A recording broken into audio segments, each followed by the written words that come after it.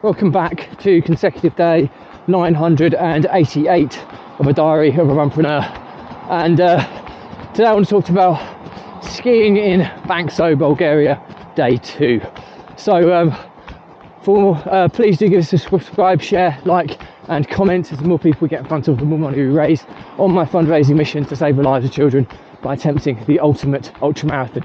All the information about the challenge and how you can get involved is in the link in the comments below. Thank you as always, and let's get started.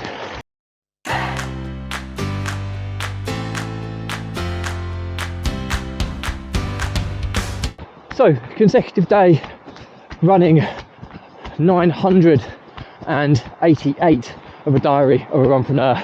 And in today's episode I want to talk about skiing in Bansko, Bulgaria, day 2. So second day skiing, a better day, but still not without minor kind of issue. First thing I'll say is that it's quite stressful skiing with 2 families of 5. There's a lot of people to kind of keep together, and also with children who have never skied before. Now the kids are doing great, but it's just the process of getting kit on, getting on the gondola, getting off the gondola, getting to, just logistically, it's a proper challenge, and something that a lot of people, I imagine, who ski with their families regularly perfect over a number of visits. I mean, we're already working out different ways and means to do things which will be to our advantage. So but no incident today, which is great. So no losing kids on slopes or anything along those lines that happened in the first day, which was horrendous. But and it's been overall a really enjoyable day.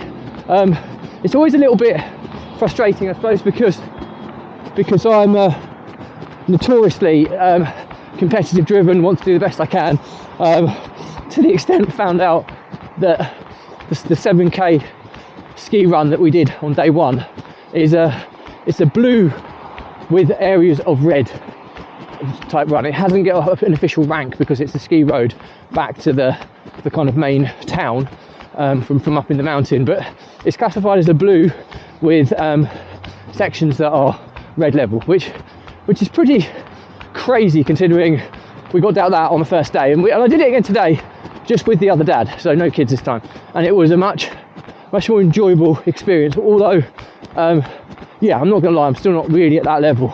There's a lot of seriously hard work effort snow ploughing down some of the really steep bits. Turning is becoming easier, but to turn and slow myself is so carving or parallel turning is something that I really want to try and master before the end of the week. So that's kind of my target. But I suppose I'm going to try and give you a bit of feedback on kind of issues with Bansko. So first and foremost, the people, although fairly pleasant at most times, I generally find the organisation of this place is just so substandard. I believe we've been speaking to people that have been coming to Bansko for a few years, and they've said this is the busiest it's ever been. I think there is another skiing result in Bulgaria, and there just hasn't been enough snow on the mountains, so Bansko seems to be getting the whole quota, whereas usually it'd be split between a couple of main resorts. But it is ridiculously busy, and all the ski schools generally break. They start in the morning and then break at midday, so everybody packs to the very few kind of areas where you can actually get food and drink, which is crazily overpriced. So first tip would be take your own food, because you'll get ripped off. Secondly, if you can, possibly break off for lunch at 11, get your lunch done while people are still in their ski schools, a lot less busier. Thirdly, we got up a bit later because 2 of the kids that are with us, it's their 10th birthdays today, so we had a bit of a slower paced breakfast and happy birthday session, and basically we ended up getting in all of the heavy traffic of getting up the ski slope on the gondola, so that was a bit of a nightmare. Go early would be my recommendation. Beat the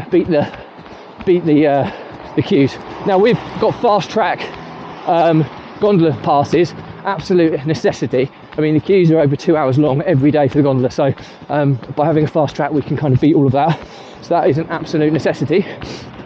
Spend a bit of time teaching your kids how to put their skis on, take them off, how to put their ski boots on, all these types of things which just take ages if your kids can't do them. Now some of the things, depending on the age of the kid, they won't be able to do anyway, but you also find as parents, try and get your kids to carry their own skis and poles if possible. Otherwise, you know, you're lumbered with some serious weight whilst trying to keep the kids together, trying to get them on and off gondolas, etc. is a very painful process.